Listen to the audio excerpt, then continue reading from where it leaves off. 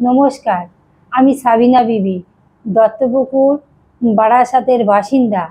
6 মাস ধরে আমার পেটের ব্যথা ও পেচ্ছাবে রক্ত পড়ছিল।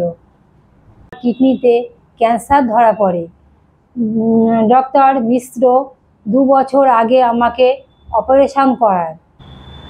বড় হাসপাতালে চিকিৎসার জন্য প্রচুর খরচা, সেই কারণে সরকারি কার্ডের মাধ্যমে মিশ্র স্যার আমার সহযোগিতায় এই অপারেশনটা করা সম্ভব হয়েছে। আমার ওয়াইফ এখন বর্তমানে সুস্থ আছে।